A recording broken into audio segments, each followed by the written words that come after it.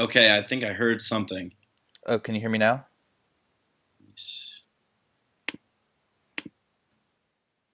Hey, can you talk now?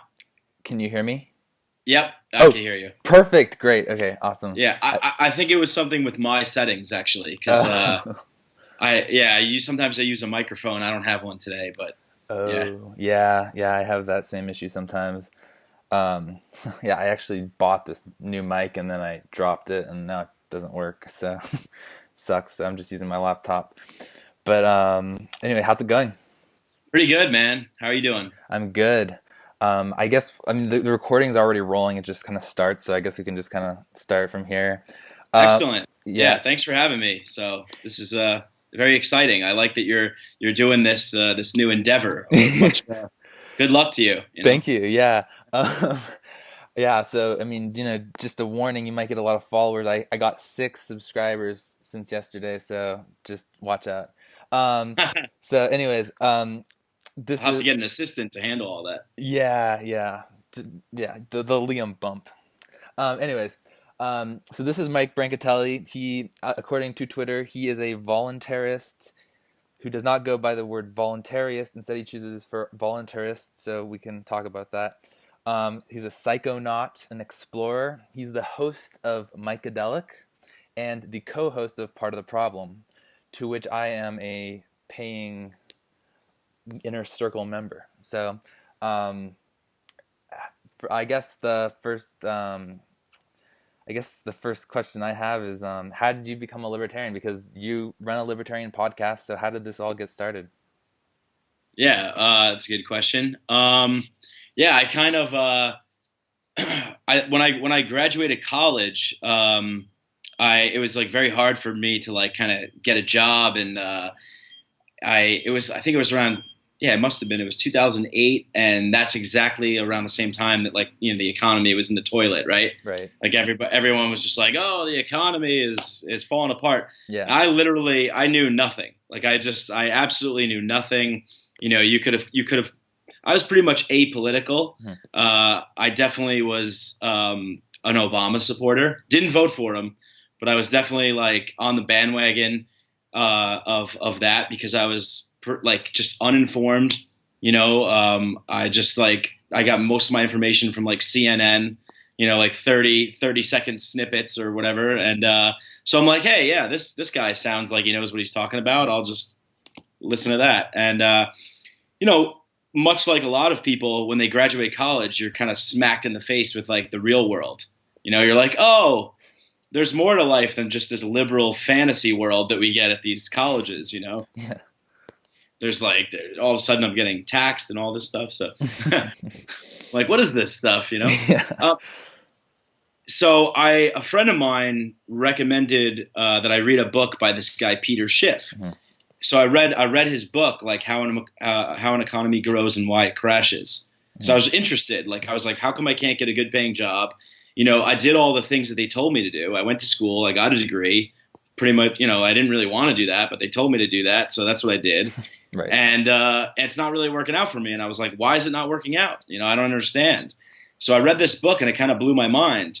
And then I became a pretty big fan of Peter Schiff, and I would like call into his radio shows and just kind of Mhm. speak my mind about things. And then it just spiraled from there. Like, then I found out about Ron Paul, and it was kind of very slow Mhm. for me. Like, but it was just kind of a spiral, a web, much like probably a lot of people have, right? Like, you start discovering one thing, and then the next, and then the next thing. Mhm. And then I met our Lord and Savior, Dave Smith. And I met Dave at a comedy club one night, and like it came up in discussion, and he was like, oh, he's like, you're into like libertarianism. He's like, dude, you got to check out this guy Murray Rothbard to blow your mind.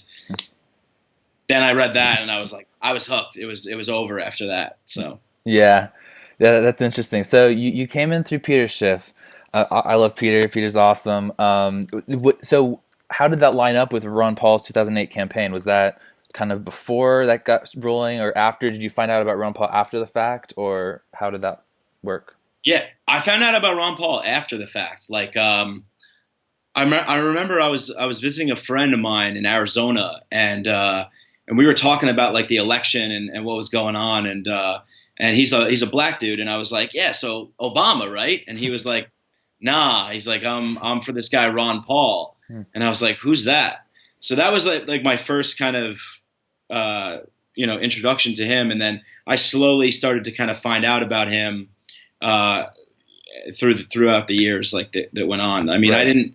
I didn't really dive like fully in head first right away. I kind of waded my feet along the waters before I went all in. Yeah, and similar thing with me. I can't quite remember. I think I knew about Peter Schiff before Ron Paul. I definitely knew about like Tom Woods, and I just saw YouTube videos, and I just kind of started clicking like first like there's just like limited government videos, clicking related videos, and eventually getting to the Mises Institute. And then I learned about Ron Paul after that. So I guess it's a pretty similar thing. My conversion to libertarianism lined up with the 2012 Ron Paul election. So you're like 4 years ahead of me, I guess. So like, well, I would agree with you actually. My 4 year introduction ahead was kind of very slow to take off, and I didn't really get behind Ron Paul until 2012. It was 2012 when I really jumped in full force. Yeah. I actually thought I remember watching him one time on C-SPAN, and I thought he was crazy. He was talking about ending the Federal Reserve, and I didn't know what that was, but it sounded so essential that I was thinking, how could you end it? Like, what is this guy talking about? And I just instantly dismissed him, and then years later, I'm like, oh, okay, that makes sense. That's pretty cool. Yeah. Yeah. So it is definitely pretty cool. Yeah. But so I guess you say if you graduated in 2008, I was like in middle school at that time. So I'm 22 right now. So I would be graduating this year if I didn't drop out of college. Oh, you did? Yeah, I did. Congratulations, man! That's one of the smartest decisions you could make. I'm being serious about that. Yeah, my student loans are in the single thousands of dollars, so I'm Excellent. In good shape. And so I study computer science, and I can program, so I just basically just get a job. And I just thought I was going to a state school, and I just thought I should just cut this off. Don't be a part of the system and all that. But anyway, I'm just talking about me. So you've made this podcast with Dave, and I know he started it before you came on, but you guys made this podcast together. You got really successful working together. What are things that you've learned in this experience of doing the podcast? I think usually we have better podcasts when we're not stoned off our ass. Right. I would say sometimes it can depend. It can go in either direction. But no, I mean, I've learned so much. Just it's just it's amazing how much I've learned. I mean, I'm constantly learning. I mean, every episode we do, I'm learning something. It's whether I'm trying to prepare for the show, or if it's something that Dave says, or if it's something that comes out of my mouth that I've never said before, and I'm like, oh shit, that was like, where the hell did that come from? Yeah. And so I'm constantly always trying to learn. I think that's probably one of the best things you could do, and it's excellent that you have a show like this, because it's a good opportunity to learn from people, to talk to people, to pick their brains, to ask questions. And, that's what makes the world go around. So, Yeah. Do you do a lot of research for each episode, or you just kind of watch the news and then just come on and just talk? It kind of depends. I mean, I think me and Dave are pretty much on the same page, with like what we want to talk about. Like, I'll hit him up and I'll be like, what do we got going for this episode? And he'll be like, I'm thinking about this and that. I'm like, I'm thinking about the same thing. So, it's kind of like just becomes like a part of my life. Like, just every day, wake up, check LouRockwell.com, go on Mises, and I actually don't try and like dive into the news so much. Dave's kind of, I let him kind of take on the MSNBC and the CNN stuff. Right. And it gets a little toxic for me. Sure. Totally. So what is your primary news sources? You just go to Lou Rockwell and Mises, or anything else that I'm always looking for good websites to keep up on. Yeah. I mean, Lou Rockwell is a must. I mean, there's so much great content on there every single day. I like, Tom Woods, his podcast, I try and listen to that whenever I can. And of course, Jason Stapleton and Ron Paul does a podcast called The Liberty Report with Daniel McAdams, and great. that's great too. And Twitter, I try and see what's trending on Twitter and what's trending on Facebook. Right. And, a lot of the times you can find kind of what's going on in the day from that kind of stuff. Yeah. Yeah, that's interesting. What are your thoughts on delete Uber? Are you familiar with that? Hashtag delete Uber? Yeah, so I saw this going on. I mean, I'm actually not too familiar with it. What I heard it was was that like a PR stunt by Lyft or something?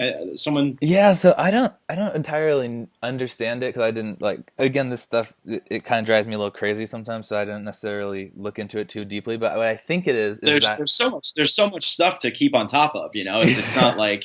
It's really like every second of the day, there's like new things that are coming up. So it's pretty crazy. There's only so much like hysteria that you can take. Like it's really just it's honestly shocking. I'm really surprised. Like I have a lot of family members and friends who are out protesting, and I'm just shocked. Like why are you you guys don't care about this stuff ever? And these are people who will defend the wars. They'll defend anything. And now one executive order comes or something, and now they're all out marching. And I just feel like it's like total virtue signaling, and it's weird. So this is the delete Uber thing. Is that in relation to the immigration? So anyway, back to what delete Uber is about. I think what happened is that Uber didn't. So there was a taxi strike. So the taxi cabs are striking to protest the executive order to ban immigration from Muslim countries. And Uber didn't do surge pricing or something during that time. And then so everyone's mad at Uber for not doing surge pricing because I'm not really sure why they're mad, but I think it's because they were basically giving cheap taxi fares to people during the strike that was supposed to not give people taxis so that they would hurt them more. Does that make sense? Kind of. I mean, it sounds like a bunch of craziness though to me. I mean, right. I think Uber is a great service. I would never delete it. So I don't know. Right. Yeah. Yeah. No, it's weird. I guess. I guess it was seen as a move that was supporting Trump and supporting the executive order. But I see what you're saying. But okay. People, but at the same time, people always get mad at Uber when they raise their prices through surge, even though it's just supply and demand. So I don't know. Okay, so I just wanted to know what your thoughts are on that because I just saw that trending. So because you mentioned Facebook trending events and stuff like that. So. What are your thoughts about this whole executive order stuff with Trump? I mean, I think it's pretty crazy. It's but this is what we deserve. This is what we get for. And when I mean we, I mean pretty much everybody in our society that's just kind of sat idly by and not stood up and spoke out when the power of the executive branch has grown and the powers of government have grown and the encroachments on freedom and liberty have grown.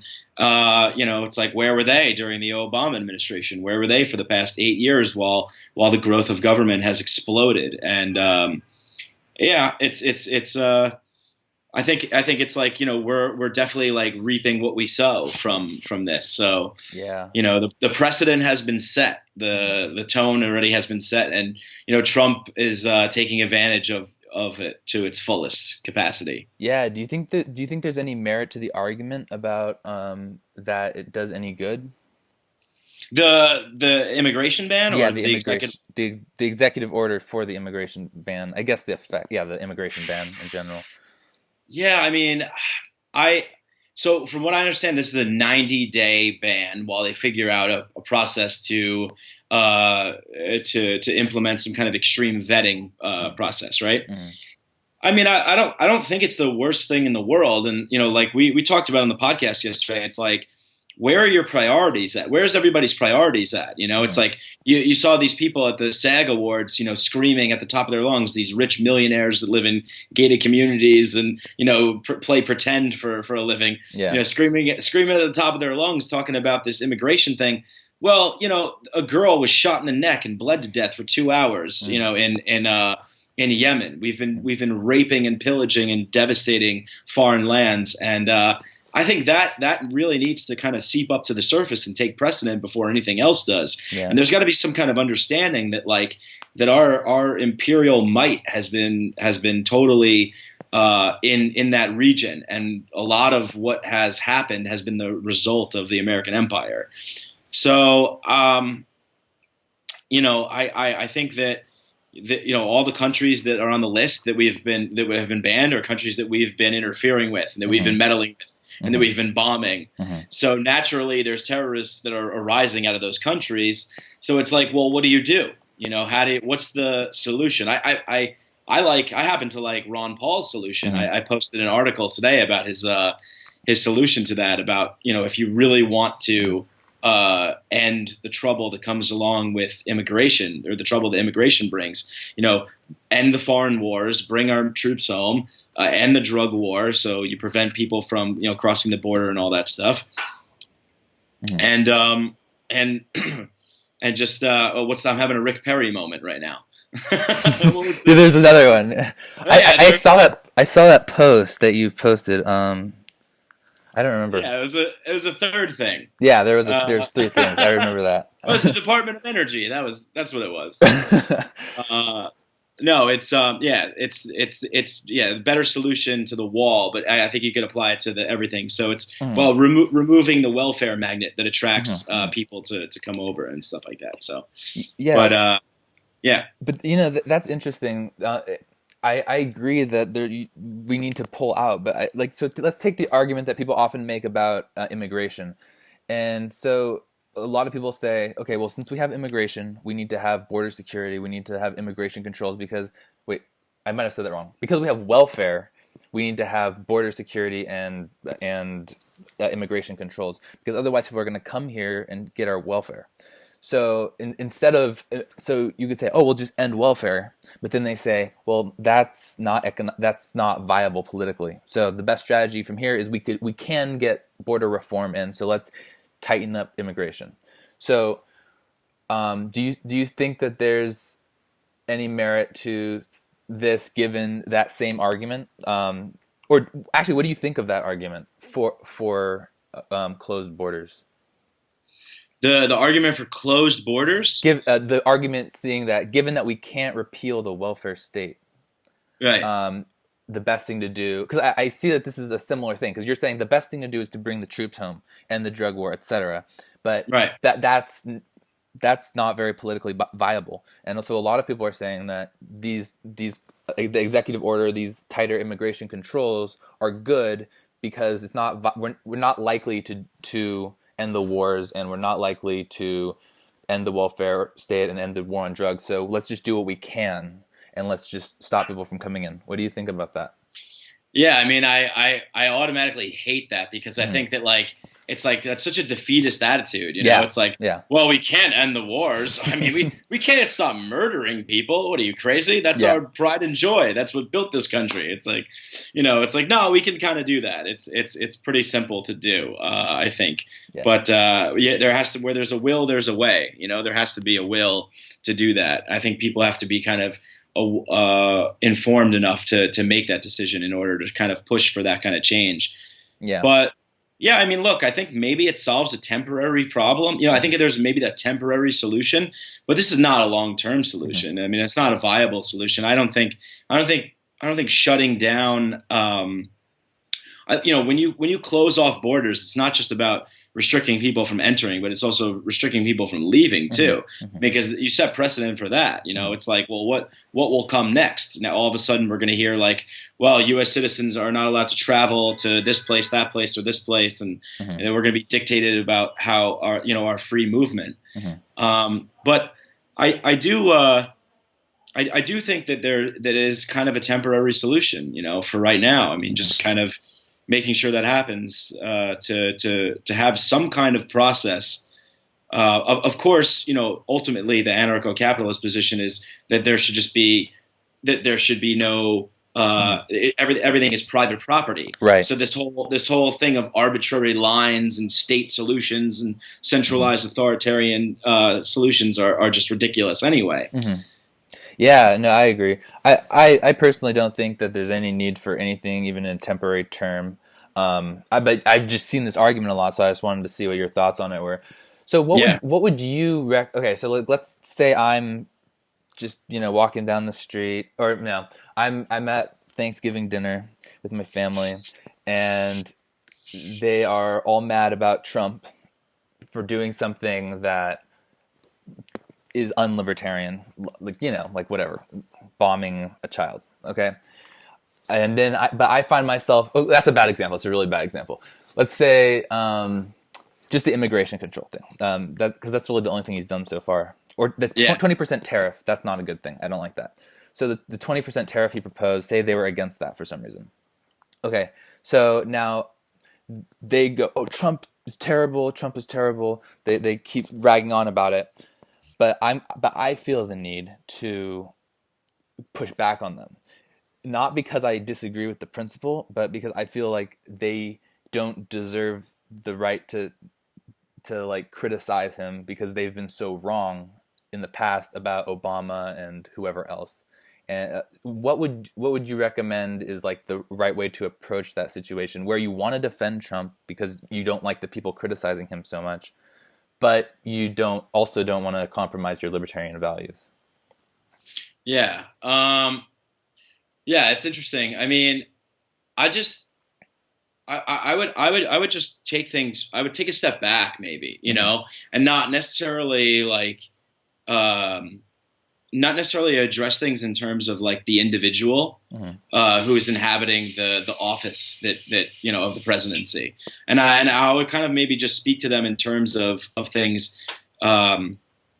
In like as like a system model of things, like look at the system of government that we have. Look at the power that is inherited by the people that join this system, and I would try and maybe talk from that position, and see if we can find common ground from that position.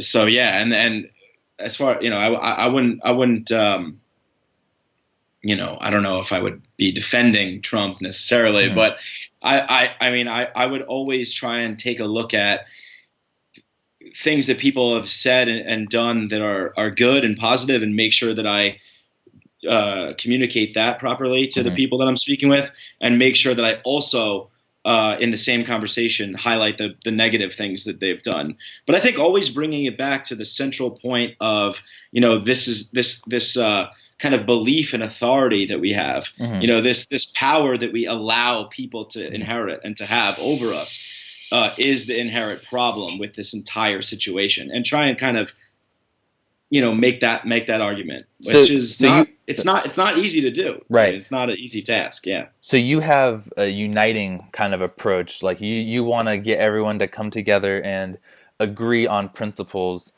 Because I know there's a huge mentality right now where basically people are saying, we can't work with these leftists. We can't. They're too far gone. There's no reaching them. And I've personally had good success actually with getting leftists to be libertarian. But I know this is a prevailing attitude. So you would agree with me that you can find common ground and that's a good strategy? Yeah, definitely. I think that nobody wants to be talked down to. Nobody wants to be like screamed at or yelled at or told that they're wrong. Really. I mean, it's a very touchy thing when you have people that are not really believing in something because from a logical standpoint, and I think that's the case with most lefties, is that they're not really bought in on the principle because it's a logical thing or even a moral thing.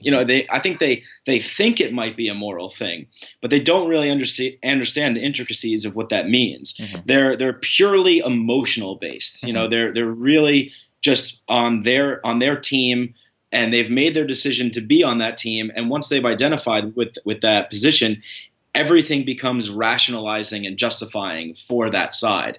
So there is this kind of shutdown and you can throw all the facts and all the logic you want out at them, and it's just going to bounce right back at you because they've already made the decision that they are they're on the high ground. They're on the moral high ground. They're the virtuous ones, Yeah. and that you're not. And I think that that arrogance and that ignorance is hostile.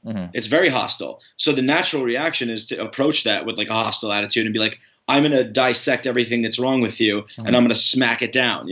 Tom Woods always does a great smackdown. Right. And I love that. I love that there's people out there that are doing that because that needs to be done. That definitely needs to be done.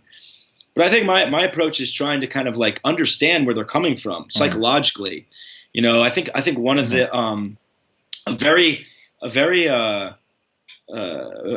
very like severe trauma has been brought down on these people because they've been so indoctrinated by state worship that it's this Stockholm syndrome where it's like you can't possibly identify your own government with being something that is against you. It's this brainwashing that's been constantly reinforced from a young age, from compulsory education and schooling, and reinforced through the media and Hollywood and all of that kind of stuff. I mean, it's laid on thick. So it's almost like dealing with someone who's been like hypnotized, or like in a movie where someone's been injected with like a disease and they need like an antidote. You need an antidote to kind of to wash all that stuff away. And I think that trying to find a relatable human approach, finding common ground, and I don't know, maybe just sharing some mushrooms with someone and and tripping out. I mean, nothing will clean your palate. Nothing will clean the status sludge off your brain like a little bit of psilocybin mushrooms. So, is that true? I've never done any hallucinogenics or anything like that. I know you happen to be an expert on these. I have a lot of friends who do them, and they say that they like expand your consciousness and stuff like that. Like, oh, like you see things from another perspective, and like things make sense and stuff like that. And from my perspective of someone who's never done that, that sounds like, what are you talking about? Like, I mean, to me, it's, I like. I don't mean to like talk down to that because I know you like it, and I'm not. No, go ahead. I'm just saying my intuition on it is like, you're just like tripping and you don't know what you're talking about because you're messed up from all the drugs, and it just made sense in your head. But if anyone else heard that, thought it wouldn't make like, you know what I mean? Like, like when you're really high. I do. Yeah. Yeah. So what do you where do you come down on that? Yeah, so I think that's a common thought. I mean, that's something that's been that's been a through line through our history since like drug prohibition and stuff. It's been, this stuff is going to mess you up, that kind of stuff. But there's a lot of altered states of consciousness have been a part of humanity's existence for thousands of years. I think that the reason why I'm such a proponent of psychedelics and altered states of consciousness, because you can also achieve them, not using psychedelics, but psychedelics is really like a sledgehammer that just cracks your skull open. And what I mean by that is like, if you think about kind of the average person and their thoughts and their beliefs and their opinions, a lot of that stuff is not their own. It's just stuff that's been painted on them, layered on thick over the years. Like I said before, with school and society and your parents and religion and everything. And it becomes this kind of like operating system, like whatever culture we live in, it's like our operating system. This is the version of software that we're currently running. And when you take enough psychedelics and you're able to experience like an altered state of consciousness, it just brings you out of that. It's like breaking you down to the rawest thing that you are, which is just a human being. We're all human beings. It kind of sheds all of the preconceived notions, all of the beliefs, everything that you've ever had in your life that's been told to you or that you've experienced. And it just wipes all that away, and what's left is just, just raw, naked, natural consciousness of being, and that's That's why I like the stuff, and that's why I think they can be very big catalysts for change. I think we saw that happen in the 1960s with LSD. It kind of blew up, and there was all the anti-war Vietnam people, and LSD was something that was making people just go very anti-establishment because they saw it was like an automatic shot, of clarity to just see the criminal organization that was happening, and that's that. Yeah, that was, and then they started cracking down on it because of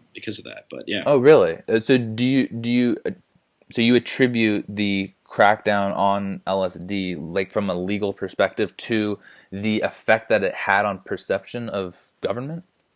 Yeah. So yeah, definitely. So that was one of the quotes that was taken out from an interview by a Nixon White House aide named John Wow. Ehrlichman. And he basically like admitted, he was like, look, we had anti-war hippies, and we had the black people like that were doing. We basically just had these groups of anti-establishment people that were opposing us, and they were against us. Well, we can't necessarily arrest them for that. That would have been very draconian at the time. Very very big turn towards tyranny. So they're like, all right, well, let's just criminalize their behaviors. So Okay. it's just like that. Then they have an excuse to arrest people and all that kind of stuff. But yeah, that is, and it really does just kind of open your eyes, and it kind of people, when people are talking about expanding consciousness and all that kind of stuff, it just takes you out of your own head. Kind of takes you out of your own way, so you can see things from a different perspective, from maybe a larger perspective. One of the things that I like a lot is I'm a big fan of like Carl Sagan, who's the Cosmos, and he had a movie called The Pale Blue Dot, and it's all about like his theory about like looking at the Earth from space is like, look, when you look at the Earth from space, there's no nations, there's no borders, there's no races, there's nothing. It's just this one thing, and so that like.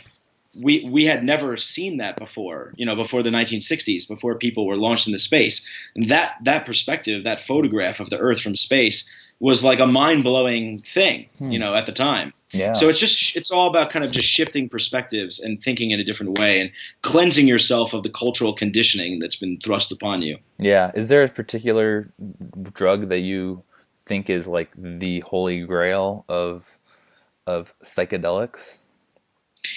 I like mushrooms a lot. I mean, I like natural, like very natural things. I mean, cannabis. I mean, ayahuasca is very eye opening. But yeah, I think that used in the proper set and setting, that they can be very beneficial. And I look at them as tools. I mean, they're kind of like. I forget who said it, but someone was like, it's almost like if you're using a microscope to look at something, you're kind of zoning in, or if you're using a telescope to look at something, you're getting a broader perspective. Right. And I kind of view psychedelics as tools like that, Okay. kind of like biological tools or Right. whatever. That makes sense. So I want to get back to kind of what you're talking about Nixon, and just kind of maybe we can just talk about the war on drugs a little bit, because I mean this is a particular issue that I care about a lot, and I just think it's terrible. I mean like I have a friend who's from Mexico, and he's like been like threatened by the cartels. They've been threatening to kidnap him. They extort the business, like his family's business. They do all of these terrible things. He has had a traumatic life as a result of these cartels, who basically have a complete grip on Mexico and on the political system there and everything. Like the president is a puppet. Everyone's a puppet. They have complete control. And the reason that they have that control is for one reason alone. It's the war on drugs, because they have huge access to funds from black market money. And it's basically the reason why Mexico is such a shithole country. And I'm Mexican, so I can say that. It's a shithole country. It's because of the cartels. And I mean, I have family who's like basically just left Mexico because of corruption and all that. It's terrible. That's my understanding of it from from the perspective of Mexico and Mexicans, but maybe you can talk a little bit about the damages in maybe other areas done by the drug war. Yeah, I mean, so there's so much damage done by it. I mean, it's just like from on every level, it's just, I mean, criminalizing the habits of people, telling people what they can and can't put in their own bodies, is one of the most grotesque, abuses of power in history. It's a tragedy, and I think that the crackdown on that, I think it comes from a multifaceted place. I think there are people that have kind of very puritanical beliefs where they really are true believers, and they think that we really need to save people from themselves. So these laws have to be put in place. But and then there's kind of more the nefarious side of things where it's like, our government is involved in supplying, crack cocaine to inner cities and in Los Angeles and things like that. Stuff that happened with Gary Webb, who is this great journalist who uncovered kind of the CIA crack epidemic and all this stuff. And it's like, when you hear things like that, it's like, well, what is their agenda? What is going on here? And when you see all the statistics that come out about the certain kinds of drugs and the kinds of benefits that they have, marijuana or cannabis, whatever you want to call it, being one, you see the numbers, stack that up compared to like alcohol and prescription painkillers and things like that. I mean, the death toll on that side of things, it's like, I think 88,000 deaths per year from alcohol related deaths and whatnot. And, you compare that to marijuana, it's like zero. So it's like, well, what is going on here? Why is this plant made, why is this illegal? What is happening? And then you have the prison population, the growing number of people that are being locked in cages. Right. And so all this stuff kind of connects, all this stuff kind of gels together to make sure that the people that are at the tops of these certain kinds of institutions are benefiting off of this system being in place. There's definitely, I mean, one of the things that I always try and think about all the time is like, who stands the most to gain and who stands the most to lose. Follow the money. What's the incentive? What's the incentive there? Why has U.S. troops been guarding like poppy fields in Afghanistan, and now we have all of a sudden there's this crazy heroin epidemic in the United States. Is there a link to that? Is there a correlation there? I would think so. It's where does this all come from? So there's a lot of profit to be made in this kind of thing, and there's a lot of there's a lot of people that benefit off of it, and sadly it hurts it hurts a lot of people that can't afford to defend themselves properly and things like that. It hurts kind of the poorest classes of us. What are your opinion of like conspiracy theories and stuff like that? I mean, obviously that's a weird question because depending on what you mean by that, like conspiracy theories. Yes, I think the Earth is flat. The Earth is definitely flat. I plan to sail off the edge one day. Nice. No, but my point is right. So what I'm trying to say though is not like what do you think about all the conspiracy theories, but I mean like just like the conspiracy theory crowd and the conspiracy theory like kind of Alex Jonesy type people. Yeah, Alex Jones, male vitality, by male vitality. I don't know. I think it's good that they exist. You know what I mean? I think it's good. I think they're doing good, and I think that like if everything was revealed and we were to have all the information that we could ever possibly have about every government activity, every private classified document, I think the world would line up more towards the Alex Jones view than not. But yeah, and I think a lot of people that kind of grasp onto conspiracy theories also like really need, I mean, there's different kinds of conspiracy theories. Like there's conspiracy theories that are true. There's conspiracy theories that are fake, that are purposely invented, possibly by intelligence agencies within our government, and those are then perpetuated to discredit like the real conspiracy theories. You know what I mean? Yeah, yeah. Oh, I wonder what your thoughts are. I don't know. You may not be familiar with this, but are you familiar with Pizzagate at all? A little bit. I'm a little familiar with that. But yeah, I would think that from what I've heard from that I would probably be on the side of that's most likely somewhat true. Yeah, I just came across it. Someone posted this image with all the connections on it, and I realized I shouldn't be talking about this because I think it's gonna like like flag this video when I post it on YouTube. I think they do that. I've actually heard people say that. Really? Yeah, like the Pizzagate videos don't get suggested as much or something like that. I don't know if that's true. But well, just don't put it in the description. Right, yeah, if they're not probably well they run the analysis and do the closed caption automated. I don't know. But whether that's true or not, we'll find out. But anyways, it's pretty interesting. I mean, there's some pretty compelling evidence there.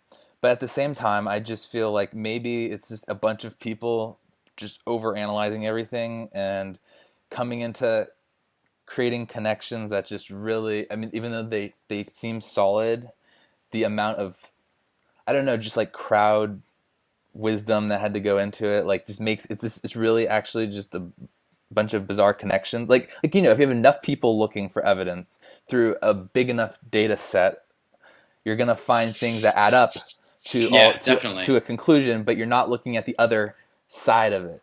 But at the same time, it's really compelling evidence. So, yeah. Yeah, I mean, I think my stance on stuff like that is it's interesting. Like we were talking about before, about just the amount of stuff that comes out, right? Like the amount of information that happens on a daily basis. So it's kind of like I kind of have to like choose, or anyone has to kind of choose what they're going to pay attention to. Right. And I think that for stuff like that, I look at that and I say, that's kind of interesting. There might be something to that, and I wouldn't put it past these sickos in government, and these sick people, these parasites and sociopaths that we have running this criminal organization. I wouldn't put it past them that they would be involved in that weird shit, like that terrible stuff like that. But I know that there's people out there that will be diving into it, so I try and like divert my attention to other things that more concrete things. Maybe. Yeah, a little bit more concrete for me. Yeah, that's just my personal preference. Yeah. Yeah, I agree with you on that. Do you have any controversial viewpoints that are not among the general population, but among libertarians? Something that most libertarians would be like, "Whoa, really?" Oh, that's a really good question. Do I have any controversial? Well, I know that there's one maybe controversial thing that Dave and I disagree with, and this is like. I have a tendency to kind of I'm not sold on the fact that like that necessarily like the society that we've created today is kind of the best product of what's the word that I want to use? I guess what I'm saying is that like I take more of a kind of humanitarian kind of approach to. Not humanitarian. That's a bad word too, right? Isn't that kind of like a loaded word? I like it. It's fine. It works. Are you are you coming at it like from like a left libertarian perspective a little bit? Or I'm not really sure. Like I don't like really subscribe to those kinds of labels and stuff. I guess the point I'm trying to make is that that I don't really necessarily see like just government as being like the problem. Okay. So I'm trying to maybe just clarify my thoughts a little bit here. Sure. It's like it's not just like, well, the state is the only evil, and that is something that needs to be removed, and then once that's removed, then we can talk about other things and there seems to be kind of like a hard set like line in libertarianism as to like, well, this is what it is, and this is and this is kind of the way that we're not advocating for anything extra. We're only advocating for the abolishment of the state or whatever the goal is. And I kind of I like to look at it from a different perspective. I mean, I think that one of the things that I'm trying to maybe kind of transition more to is looking at the problems from like an individual perspective. Not necessarily as just like I completely totally agree that the state is something that is criminal and wrong, and that system is wrong. But there's many things in our society that contribute to that kind of existence, and I think that I think individuals like I think there's something inside of us that needs to be addressed first, and I think that's maybe why I'm interested in psychedelics so much, is because I do believe that there needs to be a sort of evolution of consciousness before people are able to actually get these ideas that we're talking about fully. I agree with that viewpoint, actually. Do you have an example though of like a thing that could be considered bad that's not government? Sure. I mean, I think that I think religion is something that's bad. I mean, I think that there's abuses of power within corporations. I think the banking institutions are criminal organizations too, and right. And I think that it's also our acceptance of what we allow to exist in society, what we allow to grow, like the kind of values that we have as a culture, and I think this happens because we're such a large country, we're such a large bunch of people, and there's the state sets precedent, right? So the state is kind of the distorter of everything. And then all the kind of pathological and sociopathic behavior that the state exemplifies then trickles down through the rest of society, and then that becomes kind of the hierarchy where we're looking at that and saying, well, that's what we should emulate. We should emulate people who are forceful and aggressive, and who acquire great things at no matter what the cost, and that sort of thing. I mean, we totally like worship that behavior in our culture. It's a cultural thing, and so I think that I'm more interested in getting people to kind of wake up on an individual level to realize that that this whole thing is fucked. And if I could like conclude with that in a sense where I was kind of starting off, but I wasn't really being clear. When I was talking about something that me and Dave disagree on, I was talking about like I prefer kind of like a local kind of tribal, almost hunter-gatherer style of living. Whereas I see kind of this civilizational model that we've created to be a forceful, aggressive, state-run institution that's been created based off of slavery, force, and coercion. Violence. And murder. Yeah. So when you say that, you don't mean like there is this kind of anarchist called anarcho-primitivist who thinks that all the modern progress is bad and we should just live as hunter-gatherers. Literally, no. You're not talking about that. You want all the same technology, you want all the same advancements and wealth, but you don't want the metropolis like network of like the federation of like the giant civilization. Right. You want it to be more individualized. That to me sounds a lot like basically sounds like a left libertarian, or at least a thick libertarian analysis.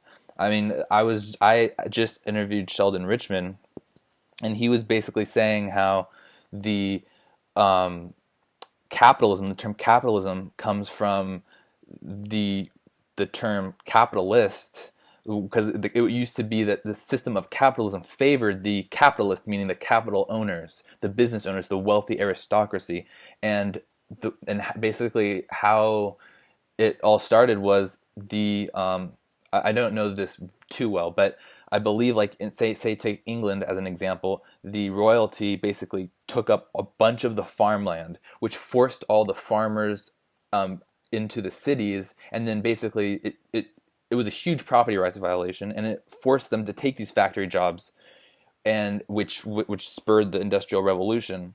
But as I think Sheldon would say, that the progress we got would have happened anyway. They were already making progress in their own way. It was more spread out. It was less centralized. But yeah, I mean, we are, that's kind of the left libertarian analysis, is that our society today comes from these very early on um, rights violations by like royal, like the kings and whatever. And I know there's also a similar analysis for what happened in the United States. I'm just not as aware. I know more about the England version. So Yeah. yeah.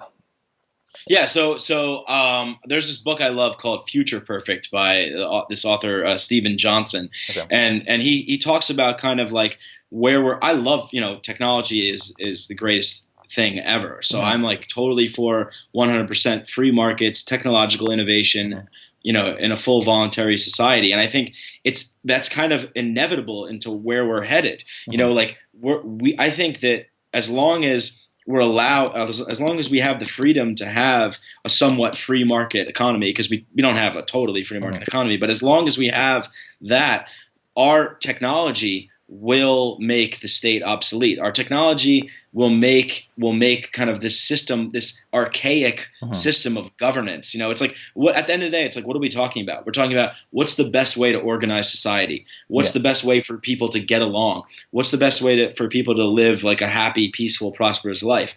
Well, I think we're doing it right now. I mean, we have like, we see this happening with, like we were talking about before, Uber, right? Like Uber, Airbnb, like Kickstarter, like Wikipedia, all of these like technologies that allow us to Skype right now. I'm using Skype to exchange with you. I mean, this technology is making the world a smaller place. And when we make the world a smaller place, people understand each other better. And there's no need to have like a forceful bully in the room to kind of be the arbitrator or mediator of things. Right. It's kind of like, oh, we can handle this ourselves. We're seeing this with like Yelp and all this kind of stuff with like peer-to-peer sharing networks that are decentralized, and people can leave reviews and ratings on how their experience was. I mean, that's the new system of kind of checks and balances. It's us checking and balancing each other. So the technology is going to free us, and it's going to make everything obsolete. That's what I think is going to happen. Yeah, no, I completely agree with that. That's interesting, because that kind of leads me to kind of I can talk about the organization that I'm working on, which I didn't bring up yet. I usually bring it up in the beginning of the interview, but we just kind of started rolling. And so yeah, I mean, that's exactly what I'm trying to do. So I'm creating this organization, and I really, in some of my videos, I've mentioned it, and I guess my viewers will probably not know what it is still at this point, because I haven't launched it officially. But I mean, the idea behind what I'm working on, and I do have some stuff in progress. I just can't give updates because I don't want to jeopardize like the relationships that I'm building in order to achieve these things. But just the general overview of what I'm trying to accomplish is, it's a long-term vision of mine. And instead of debating about anarchy and anarcho-capitalism and libertarianism and all this stuff, I just kind of want to do it, if that makes sense. I just want just want to innovate in the technology of governance, if that makes sense. That makes total sense. So yeah. I'm tired of having a discussion, and I just want to say, okay, you know what? I'll just show you. So I'm looking into opportunities in underserved areas, in the third world, into things like that, and look at what private security companies are already doing, what insurance companies are already doing. How can we, in 2017, 2018, going forward, how can we build something that resembles the type of system that we're talking about? Because we can talk all day about the non-aggression principle, but at the end of the day, it's like, okay, so we can all agree about the non-aggression principle, but that's still not a way to organize society. That's not a prescription. Like, if the state ended tomorrow, we would still need to do something. And you can't just say, oh, well, in the market, someone will figure it out. Well, who's going to be that person? So I just figured, like, I should just be that person. I should just start right now. What day is it? January 31st, 2017. Let's start right now making the future. So that's kind of what I'm working on. Awesome, man. Yeah. Congrats. Well, anyways, I said that this would be until 1 o'clock, and it is approaching 1. So thank you so much for coming on. It's been a pleasure Yeah, of talking to course. you. I hope to invite you on again sometime, and we can continue our conversation. But would you like to say anything in closing?